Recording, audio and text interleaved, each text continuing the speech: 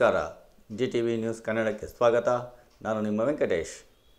ಮಾಗಡಿ ಪಟ್ಟಣದ ಡೂಮ್ಲೆಟ್ ವೃತ್ತದಲ್ಲಿನ ಡಾಕ್ಟರ್ ಶ್ರೀ ಶ್ರೀ ಶ್ರೀ ಶಿವಕುಮಾರ ಸ್ವಾಮೀಜಿ ಸಭಾಭವನದಲ್ಲಿ ಶ್ರೀ ಕ್ಷೇತ್ರ ಧರ್ಮಸ್ಥಳ ಗ್ರಾಮಾಭಿವೃದ್ಧಿ ಯೋಜನೆ BC ಟ್ರಸ್ಟ್, ಜಿಲ್ಲಾ ಜನಜಾಗೃತಿ ವೇದಿಕೆ, ಪ್ರಗತಿ ಬಂಧು ಸ್ವಸಹಾಯಗಳ ಸಂಘಗಳ ಒಕ್ಕೂಟ ಇವರ ಸಹಯೋಗದಲ್ಲಿ ಗಾಂಧಿ ಜಯಂತಿ ಪ್ರಯುಕ್ತ ಜನಜಾಗೃತಿ ಸಮಾವೇಶವನ್ನು ಆಯೋಜಿಸಲಾಗಿತ್ತು. ಈ ಕಾರ್ಯಕ್ರಮವನ್ನು ಶಿವಗಂಗಾ ಕ್ಷೇತ್ರದ ಶ್ರೀ ಮೇಲಣಗವಿ ವೀರಸಿಂಹಾಸನ ಸಂಸ್ಥಾನ ಮಠದ ಶ್ರೀ ಷಟ್ ಬ್ರಹ್ಮ ಡಾಕ್ಟರ್ ಮಲೆಯ ಶಾಂತಮುನಿ ಶಿವಾಚಾರ್ಯ ಸ್ವಾಮೀಜಿಗಳು, ಜಿಲ್ಲಾ ಜನಜಾಗೃತಿ ವೇದಿಕೆಯ ಜಿಲ್ಲಾಧ್ಯಕ್ಷ ಹರೀಶ್ ಕುಮಾರ್, ಉಪಾಧ್ಯಕ್ಷ ದೊಡ್ಡಬಾಣಿಗೆರೆ ಮಾರಣ್ಣ, ಬಮೂಲ್ನ ಮಾಜಿ ಅಧ್ಯಕ್ಷ ನರಸಿಂಹಮೂರ್ತಿ, ಪುರಸಭಾ ಅಧ್ಯಕ್ಷೆ ರಮ್ಯಾ ನರಸಿಂಹಮೂರ್ತಿ, ಪ್ರಾದೇಶಿಕ ನಿರ್ದೇಶಕ ಬಿ ಜಯರಾಮ್, ಚಿಕ್ಕಣ್ಣಯ್ಯ, SI ಬಸವರಾಜು, ಜಿಲ್ಲಾ ನಿರ್ದೇಶಕ ಜೈಕರ್ ಶೆಟ್ಟಿ, ಯೋಜನಾಧಿಕಾರಿ ಅಣ್ಣಪ್ಪ, ಪುರಸಭಾ ಸದಸ್ಯೆ ಶಿವರುದ್ರಮ್ಮ ವಿಜಯಕುಮಾರ್ ಅವರುಗಳು ದೀಪ ಬೆಳಗಿಸುವುದರ ಮೂಲಕ ಕಾರ್ಯಕ್ರಮಕ್ಕೆ ಚಾಲನೆ ನೀಡಿದರು.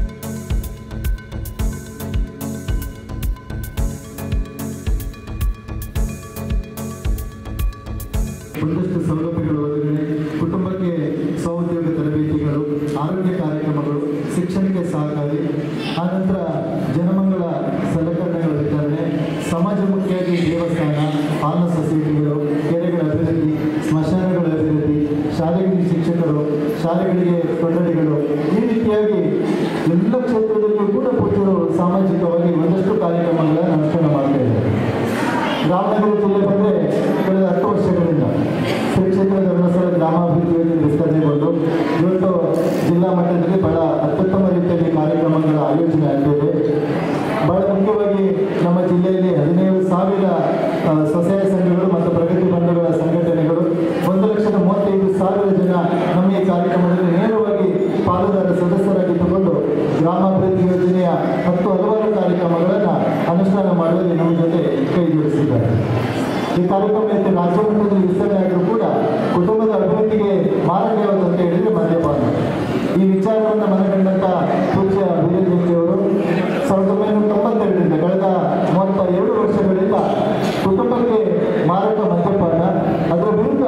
ಜಾಗೃತಿ ಮೂಡಿಸುವಂಥ ದೊಡ್ಡ ಪ್ರಯತ್ನಗಳಾಗಬೇಕೆಂಬಂತ ಉದ್ದೇಶ ಇಟ್ಟುಕೊಂಡು ಕಟ್ಟಿದ ವೇದಿಕೆ ಜನಜಾಗೃತಿ ವೇದಿಕೆ.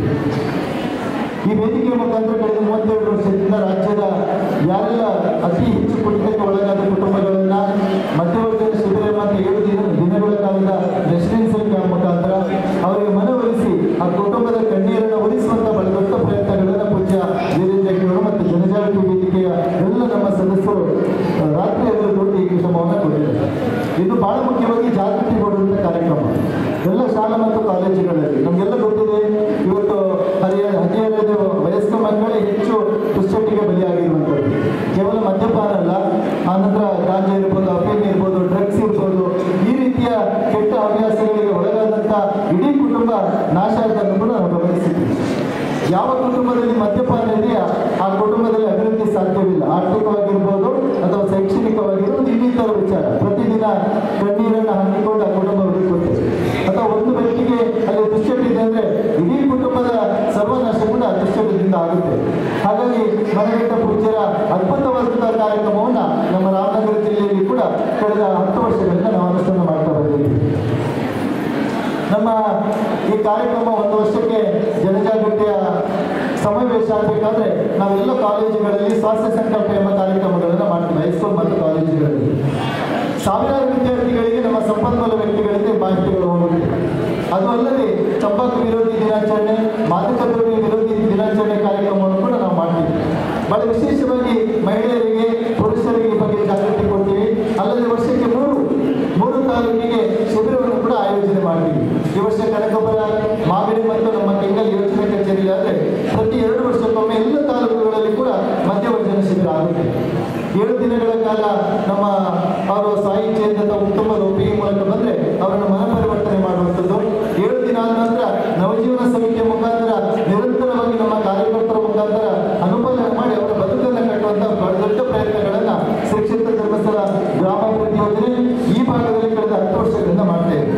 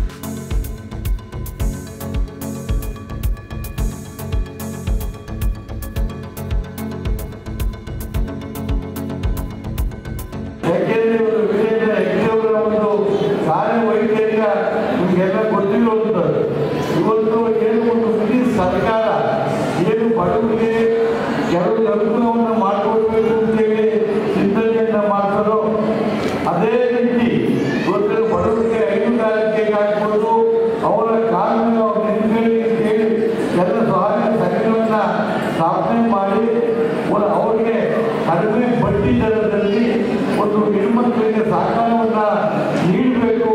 ಹೆಣ್ಮಕ್ಳು ಯಾವುದೇ ಒಂದು ಸಂಘದಲ್ಲಿ ಸಾಲವನ್ನು ತಕ್ಕೊಂಡು ಅವರು ನೇರವಾಗಿ ಹಿಂದಿರಿಸಿ ಕಟ್ತಾರೆ. ಆ ಹಣದಿಂದ ಅವರು ಆ ಸಂಸಾರವನ್ನು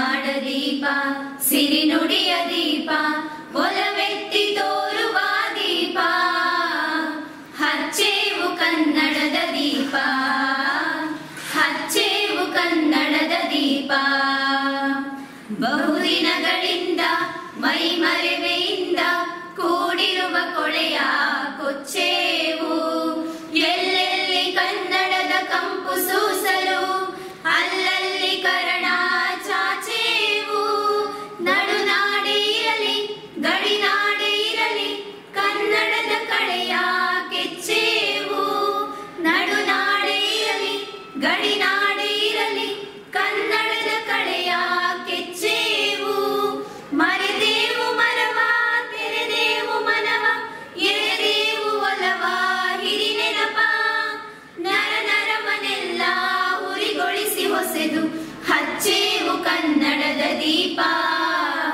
ಹಚ್ಚೇವು ಕನ್ನಡದ ದೀಪ ಹಚ್ಚೇವು ಕನ್ನಡದ ದೀಪ ಜ್ಞಾನಪೂರ್ಣಂ ಜಗಜ್ಯೋತಿ ನಿರ್ಮಲವಾದ ಮನವೇ ಕರ್ಪೂರದಾರತಿ ಜ್ಞಾನಪೂರ್ಣಂ ಜಗಜ್ಯೋತಿ ನಿರ್ಮಲವಾದ ಮನವೇ ಕರ್ಪೂರದಾರತಿ ಅನುದಿನ ಗುರುವಿನೊಳನುಗೂಡಿ ಭಕ್ತಿಯಲ್ಲಿ ಅನುದಿನ ಗುರುವಿನೊ ಅನುಗೂಡಿ ಭಕ್ತಿಯಲ್ಲಿ ಜನನ ಮರಣ ರಹಿತ ಜಂಗಮಕ್ಕೆ ಬೆಳಗಿರಿ ಜ್ಞಾನಪೂರ್ಣಂ ಜಗಜ್ಯೋತಿ ನಿರ್ಮಲವಾದ ಮನವೇ ಕರ್ಪೂರದಾರತಿ.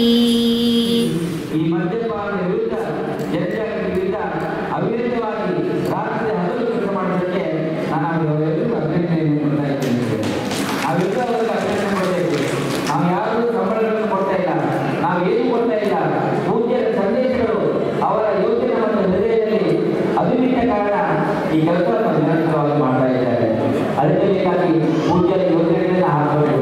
ಮದ್ಯಪಾನದ ವಿರುದ್ಧ ಜಾಗೃತಿಯನ್ನು ಕೊಡಬೇಕು ಅಂತೇಳಿ ಎಲ್ಲ ಕಡೆ ಸಮಾವೇಶಗಳು, ಎಲ್ಲ ಕಡೆ ಬೇರೆ ಬೇರೆ ಕಾರ್ಯಕ್ರಮ ಹಮ್ಮಿಕೊಳ್ಳಲು ನಾವು ಪ್ರಾರಂಭ ಮಾಡಿದ್ದೇವೆ. ಈ ರಾಜ್ಯದಲ್ಲಿ ಸುಮಾರು 1800 ಮಧ್ಯವರ್ಗದ ಶಿಬಿರಗಳನ್ನು ಮಾಡಿ 1,10,000 ಮಂದಿಯನ್ನ ಮದ್ಯಪಾನದ ದೂರಿಡುವ ಕಾರ್ಯಕ್ರಮವನ್ನು ಧರ್ಮಸ್ಥಳದಲ್ಲಿ ಪೂಜೆ ಮಾಡಿದ್ದಾರೆ.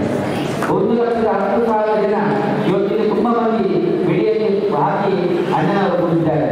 ಇವತ್ತು ನಮ್ಮ ಮೈಸೂರಿನ ಗೋಸ್ಪುರಗಳಲ್ಲಿ ಒಂದು ಮಧ್ಯವರ್ಗ ಶಿಬಿರ ಆಗ್ತಾ ಇದೆ. 60 ಜನ ಅಡ್ಮಿಷನ್ ಆಗಿದ್ದಾರೆ.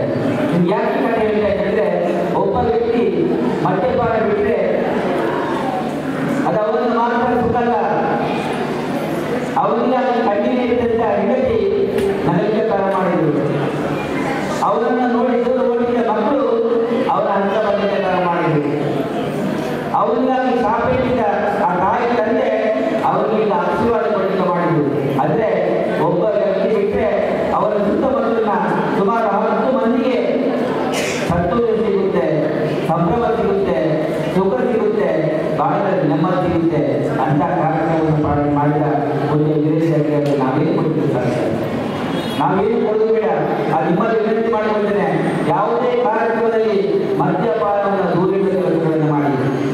ನಮ್ಮ ಧರ್ಮಸ್ಥಳ ಹೃದಯದಲ್ಲಿ ಒಂದು ದೊಡ್ಡ ಆಸ್ಪತ್ರೆ ಇದೆ.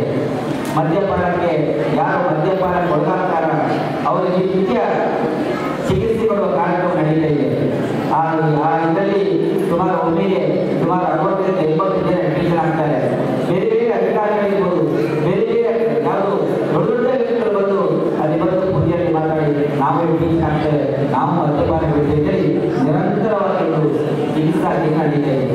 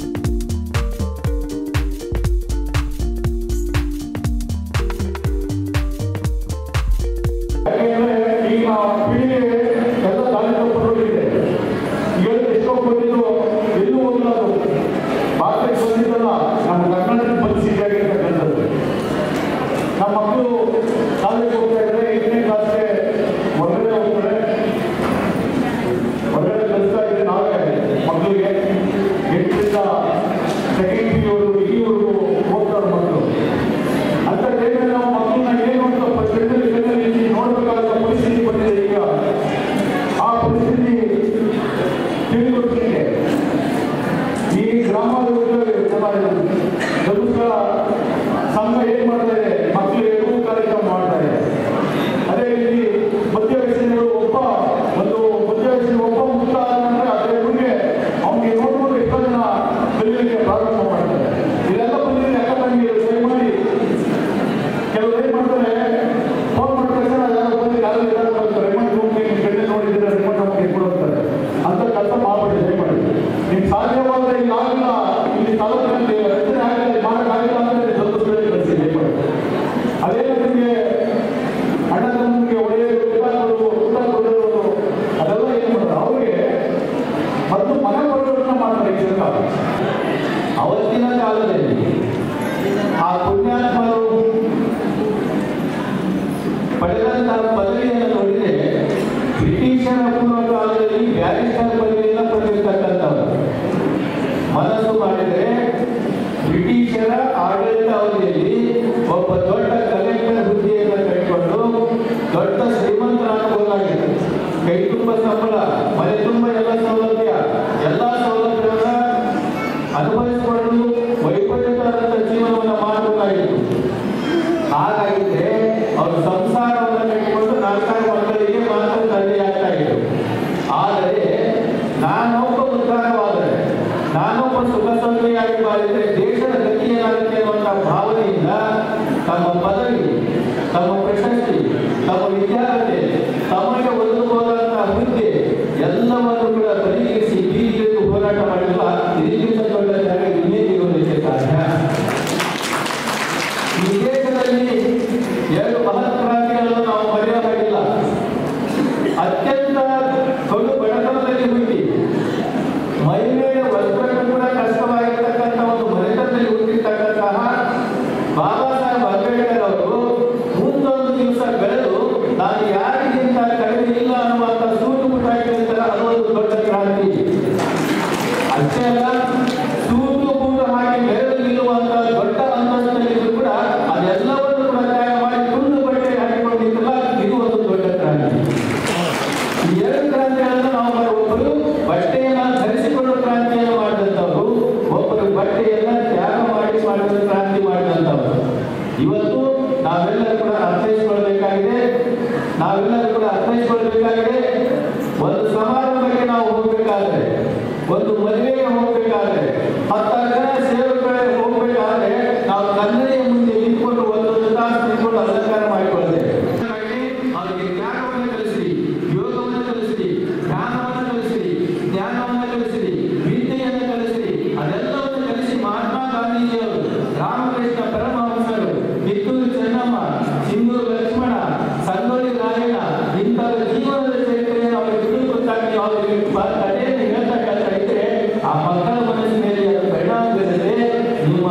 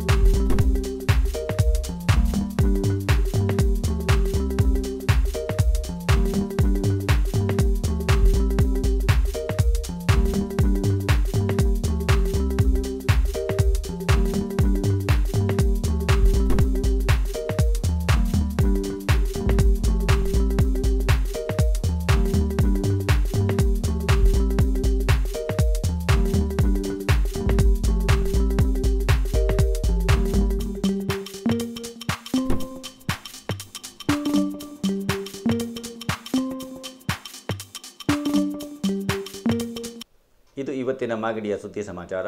ನಿರಂತರ ಸುದ್ದಿ ಸಮಾಚಾರಕ್ಕೆ ವೀಕ್ಷಿಸಿ ನಿಮ್ಮ GTV ನ್ಯೂಸ್ ಕನ್ನಡವನ್ನು. ವಂದನೆಗಳು.